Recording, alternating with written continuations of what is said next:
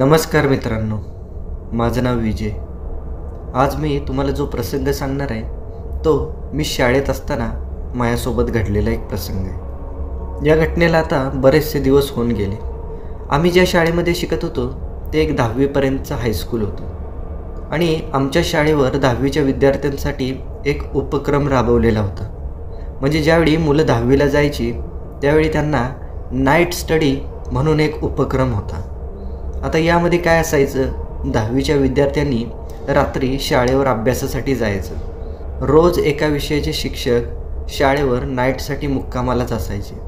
त्या दिवशी सगळ्या विद्यार्थ्यांनी त्यांना ज्या काही त्या विषयाच्या शंका असतील त्या शिक्षकांकडून क्लिअर करून घेणे आणि 11 नंतर झोपणे, अशा पद्धतीचा हा उपक्रम होता। आम्ही पण आता 9वी पास झालो आणि त्या दिवशी मला वाटतं आमच्या 10वीच्या वर्गातला पहिलाच दिवस होता। सगळं वातावरण एकदम बदललं होतं। आमच्यासाठी सगळ्या गोष्टी एकदम स्ट्रिक्ट झालेल्या होत्या आणि त्याच दिवशी संध्याकाळी आमचा नाईट स्टडीचा पहिलाच दिवस होता। संध्याकाळी 7 वाजता मी घरातून जेवणाचा डबा घेऊन निघालो। माझ्यासारखी सगळीच मुलं जेवणाचे डबे घेऊन आली होती। शाळा आमच्या घरापासून जवळच होती। आम्ही आमच्या सायकलवरून शाळेमध्ये पोहोचलो। साधारणतः 7:30 वाजता जाधव सर पण आले, कारण आज जाधव सर आमच्यासोबत थांबणार होते आणि आज गणित विषयाचा अभ्यास आमच्याकडून करून घेणार होते। आणि आमच्या वर्गामध्ये सुद्धा जाधव सरच आम्हाला गणित शिकवायचे आणि जाधव सरांसोबत आमच्या शाळेवरचे जे शिपाई होते ते पण थांबणार होते। त्यांचं नाव सावंत। आम्ही सगळेजण त्यांना सावंत मामा म्हणायचो। ते स्वभावाने खूप चांगले होते, एकदम मनमिळाऊ होते। नाईट स्टडीसाठी आम्हाला 10वी अ ब असे जे दोन्ही वर्ग होते तेच दिलेले होते। साधारणतः 40च्या आसपास मुलं असावीत। 20 मुलं एका वर्गामध्ये आणि 20 मुलं दुसऱ्या वर्गामध्ये, असं आमचं रात्रीचं अभ्यासाचं आणि झोपण्याचं नियोजन केलेलं होतं। 7:30 वाजता जाधव सरांनी सगळ्यांना कॉलेजच्या कॉरिडॉरमध्ये बोलवलं। त्यानंतर त्यांनी एका महत्त्वाच्या विषयाला हात घातला। ते म्हणाले, मुलांनो, 9 ते 11पर्यंत आपला अभ्यास चालू राहील, पण 11 नंतर तुम्ही काय करायचं आहे हे मी तुम्हाला सांगणार आहे आणि ते खूपच महत्त्वाचं आहे। आम्ही सगळं लक्ष देऊन ऐकत होतो। त्यानंतर जाधव सर पुन्हा आमच्याकडे बघत म्हणाले, 11ला तुमचा अभ्यास झाल्या तुम्हाला तुमचं जे टॉयलेट बाथरूम वगैरे करून पुन्हा तुमच्या रूममध्ये जाऊन झोपायचं आहे आणि एकदा मी आणि सावंत काका झोपलो की कुणीसुद्धा क्लासमधून बाहेर पडायचं नाही। आणि सगळ्यात महत्त्वाचं म्हणजे शनिवारची रात्र, शनिवारी कुठल्याच मुलाने शाळेच्या बाहेर पडायचं नाही। शाळेच्या मागं तर कुणीसुद्धा जायचा प्रयत्न करायचा नाही। जर कुणी हे रूल तोडून रात्रीच्या 11 नंतर शाळेच्या बाहेर पडला किंवा शाळेच्या मागं गेला तर त्याच्यावर एकदम कठोर कारवाई केली जाईल। आता जाधव सर असे का सांगत आहेत ते आम्हाला पहिल्यांदा कळलंच नाही। आम्हाला वाटलं की शाळेमध्ये जसे रूल्स असतात तसाच हा पण एखादा रूल असेल, म्हणून आम्ही त्याकडे जास्त लक्ष दिलं नाही। त्या दिवशी मला वाटतं गुरुवार असेल। त्यानंतर 2 दिवस असेच निघून गेले। सगळं एकदम व्यवस्थित चाललं होतं। जेवण, 2 तासाचा अभ्यास आणि पुन्हा गप्पा मारत मारत निवांतपणे झोप। आम्हाला नाईट स्टडी खूपच आवडायला लागली होती, त्यामुळं सगळी मुलं नाईट स्टडीला आवर्जून हजर राहायची। आता बघता बघता शनिवारचा दिवस उजाडला। हा आमचा नाईट स्टडीचा पहिला शनिवार होता। दिवसभराची शाळा झाल्यानंतर आम्ही संध्याकाळी 7-7:30 वाजता आमच्या घरातून बाहेर पडलो। 8 वाजता आम्ही जेवणं वगैरे केली आणि त्या दिवशी शिंदे सर आमच्यासोबत थांबणार होते। शिंदे सर आम्हाला इंग्लिश शिकवायला होते। त्यानंतर 11 वाजता शिंदे सरांनी आम्हाला झोपायला सांगितलं, पण जाताना त्यांनी सावंत मामांना आमच्या रूममध्ये बोलवून घेतलं। सावंत मामा पण आले। सावंत मामाचा चेहरा थोडासा गंभीर होता। शिंदे सरांचा पण चेहरा थोडासा चिंताग्रस्त होता आणि शिंदे सर आम्हाला सांगायला लागले, मुलांना आज शनिवार आहे, एरवीचं वेगळं आहे, पण आज शनिवार असल्यामुळं आज तुम्हाला स्ट्रिक्ट वॉर्निंग आहे की 11 नंतर कुणीही या खोलीच्या बाहेर पडायचं नाही। त्यानंतर थोडासा गंभीर चेहरा करत शिंदे सर आम्हाला सांगायला लागले, तुम्हाला कदाचित रात्री शाळेच्या आजूबाजूला कसला तरी आवाज येईल, काहीतरी शाळेच्या आजूबाजूने फिरतंय असं जाणवेल, पण तुम्ही त्याकडे अजिबात लक्ष द्यायचं नाही। पहाटे 5 वाजल्याशिवाय कुणीही खोलीतून बाहेर पडायचं नाही। अशा सगळ्या सूचना देऊन शिंदे सर पुन्हा स्टाफ रूममध्ये निघून गेले. आमच्या रूमच्या पलीकडे स्टाफ रूम होती, पण सावंत मामा मात्र मागेच थांबलेले होते. सावंत मामाबरोबर आमचं रिलेशन एकदम मनमोकळं होतं आणि आम्ही सावंत मामांना खोदून खोदून विचारत होतो. पण सावंत मामांनी मात्र आम्हाला कोणतीही गोष्ट सांगितली नाही. त्यांनी फक्त आम्हाला एवढंच सांगितलं की मी इथं 15 वर्ष झालं काम करतोय आणि मला रात्रीचे बरेच वेगळे आणि भयानक अनुभव आले. म्हणून सांगतोय की तुमच्या जीवाला धोका होऊ नये म्हणून कुणीही रात्री 11 नंतर आणि स्पेशली शनिवारी रात्री बाहेर पडायचं नाही. एवढंच तुम्ही फक्त लक्षात ठेवा. त्यानंतर सावंत मामा पण स्टाफ रूममध्ये निघून गेले आणि आम्ही आमच्या रूमच्या कड्या लावून झोपायची तयारी करायला लागलो. पण आम्हाला झोप काही केल्या लागत नव्हती. काहीतरी विचित्र या शाळेमध्ये घडत होतं, पण ते आम्हाला कुठलेही शिक्षक किंवा आमचे शिपाई सावंत मामा सांगत नव्हते आणि आमच्या मनात त्याच्यामुळे जास्तच कुतूहल जागा व्हायला लागलं. त्यातच मी आणि माझ्या 3-4 मित्रांचा ग्रुप असल्या गोष्टींमध्ये पुढं असायचा. माझ्या ग्रुपमध्ये मी, माझा मित्र समाधान, सुशील आणि दिनेश असे आम्ही 4 जण होतो. आता बाकीची सगळी मुलं झोपली, पण आम्ही 4 जण मात्र आता याच गोष्टीवर जराशी चर्चा करत बसलो. त्यानंतर समाधान आमच्या तिघांकडे बघत म्हणाला, काय रे, तुम्हाला काय वाटतंय? शाळेमध्ये काही भूत वगैरे असेल का? त्यावर सुशील म्हणाला, चल रे, भूत वगैरे काय नसते. हे शिक्षक फक्त आपल्यावर नवीन काहीतरी रोल करून लादत असते. शाळेभोवती असं काहीच नसणार आहे. फक्त आपण रात्री बाहेर पडू नये म्हणून यांनी हे केलेलं आहे. आणि ही गोष्ट आमच्या सगळ्यांना पण पटली, कारण असं पण भूताखेतांवर कोण विश्वास ठेवते. त्यानंतर एक 5 मिनटं विचार करून सुशील पुन्हा आमच्याकडे बघत म्हणाला, आपण आज रात्री बघूया का नेमकं शाळेच्या आजूबाजूला काय आहे का ही फक्त एक अफवा आहे. ही गोष्ट फक्त आपल्या 4घांमध्ये राहील. तसं मी त्या तिघांकडे बघत म्हणालो, नको रे बाबा, काही असू नाही तर नसू, पण विषयाची परीक्षा कशाला घ्यायला, आणि जर काही असलं तर काय करायचं. तसं सुशील म्हणाला, काय रे, तुम्ही कोणत्या जगात वावरताय? असं भूत वगैरे काहीच नसतं. आणि आपण जर आज रात्री याचा सोक्षमोक्ष लावला तर सगळ्या मुलांमध्ये आपली इमेज पण वाढेल. ही गोष्ट मात्र आमच्या तिघांना पटली होती आणि आज संध्याकाळी आम्ही हे करायचं ठरवलं. आता त्यानंतर आम्ही एक वेगळं प्लॅनिंग केलं. सुशील आणि दिनेश हे दरवाजाजवळच थांबतील. मी आणि समाधान शाळेच्या भोवतीने फिरणार आणि शाळेच्या भोवताली काय आहे का नाही ते चेक करणार. पण हळूहळू जसं रात्र होत जाईल तशी आमच्या डोळ्यावर पण झोपेची तंद्री चढायला लागली आणि आम्ही डुलक्या घ्यायला लागलो. पण अचानक मला जाग आली, कारण समाधान मला हाताने डोचवत होता. तसा मी एकदम दचकून जागा झालो आणि मी समाधानकडे बघत काय झाले असं विचारणार तेवढ्यात त्यानं बोटानेच मला गप्प राहण्याचा इशारा केला आणि तो म्हणाला, शांत बस आणि बाहेरचा आवाज ऐक. आणि मी आता कान देऊन ऐकायला लागलो. तर मित्रांनो, बाहेरून खरंच एक वेगळा आवाज येत होता.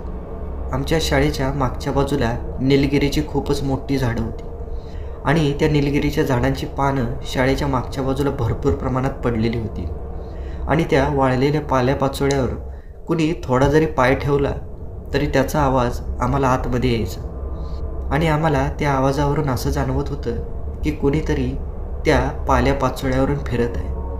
शाळेच्या मागून तो फिरलेला आवाज आम्हाला एकदम स्पष्ट येत होता. तो आवाज हळूहळू चालत आमच्या खिडकीजवळ आला आणि खिडकीपाशी थोडा वेळ थांबला. 1-2 मिनटं तिथंच थांबलेला आवाज पुन्हा हळूहळू पुढं जायला लागला. असं करत जवळजवळ 4-5 चक्रा त्याने मारल्या होत्या आणि आमच्या लक्षात आलं की खरंच काहीतरी शाळेच्या मागं आहे.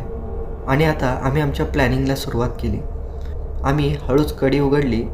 सुशील दरवाजाच्या आतमध्ये थांबला आणि दिनेश दरवाजाच्या बाहेर थांबला. मी आणि समाधान दोघे पण आमच्या खोलीतून बाहेर पडलो. आमची शाळा एकदम लांब लचक होती. आम्ही आता वरांड्यातून चालत चालत हळूहळू शाळेच्या एका टोकाकडे गेलो आणि त्या टोकापासून आम्ही हळूहळू शाळेच्या मागच्या बाजूच्या भिंतीकडे चालत गेलो. पौर्णिमा जवळ आलेली असल्यामुळं आकाशामध्ये चंद्र चांगला मोठा दिसत होता. त्यामुळं रात्रीसुद्धा आम्हाला बऱ्याचशा गोष्टी स्पष्ट दिसत होत्या. आम्ही दोघांनी भिंतीच्या आडून वाकून एकदम शाळेच्या मागं बघितलं, पण शाळेच्या मागं काहीच नव्हतं. निलगिरीची मोठमोठी झाडं त्या रात्रीच्या चंद्रप्रकाशामध्ये मोठमोठे राक्षस उभे राहिलेले असावेत अशी जाणवत होती. खूपच भयानक वाटत होती ती झाडं. आणि आम्ही जसं शाळेच्या मागच्या भिंतीजवळ गेलो तशी वाऱ्याची एक वेगळीच झुळूक आली आणि आमच्या भोवतीने घिरट्या घालायला लागली. आणि त्या झुळकेबरोबर निलगिरीच्या झाडाचा तो वाळलेला पालापाचोळा पण उडायला लागला. ते वारं घोंग घोंग करत घोंगावायला लागलं आणि तो घोंगावणाऱ्या वाऱ्याचा आवाज खूपच विचित्र आणि भयानक वाटत होता. त्यानंतर समाधानने मला इशारा केला आणि समाधान हळूहळू चालत पुढं चालला. मी समाधानपासून 2 हाताच्या अंतरावर मागच होतो. आम्ही पण आता त्या वाळलेल्या निलगिरीच्या पालापाचोळ्याला तुडवत हळूहळू पुढं चाललो. शाळा खूपच लांब असल्यामुळे आम्हाला पूर्ण शाळा पार करायला थोडासा वेळ लागणार होता आणि आम्हाला जोरात पण चालता येणार नव्हतं. कारण आम्ही जोरात चाललो तर पालापाचोळ्याचा खूपच मोठा आवाज होऊन कोणीतरी जागा होणार.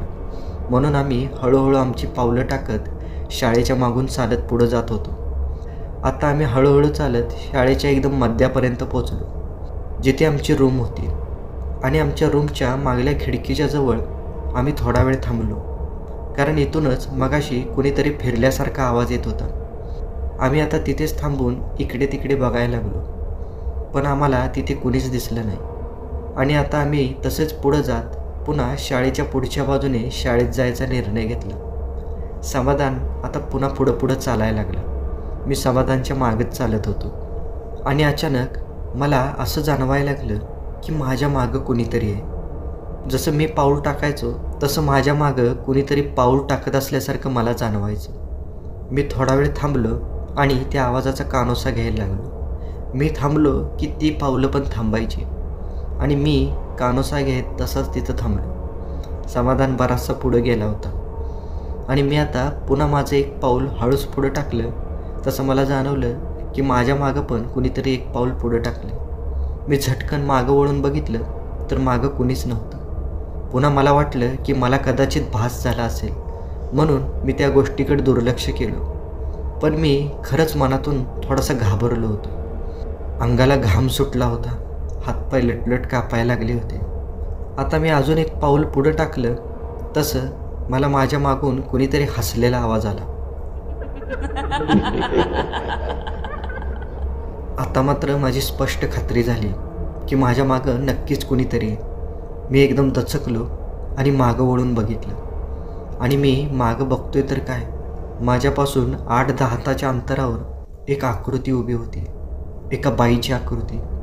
वाऱ्याच्या झुळकेबरोबर तिच्या अंगावरची हिरवी साडी निलगिरीच्या त्या पाल्यापाचोळ्याबरोबर उडत होती. खूपच भयानक दृश्य होतं ते. तिचा चेहरा मला स्पष्ट दिसत नव्हता, पण वाऱ्याच्या झुळकेबरोबर उडणारी तिची साडी आणि तिचे विस्कटलेले केस मात्र मला स्पष्ट दिसत होते. आता मात्र मी चांगला टरकलो होतो.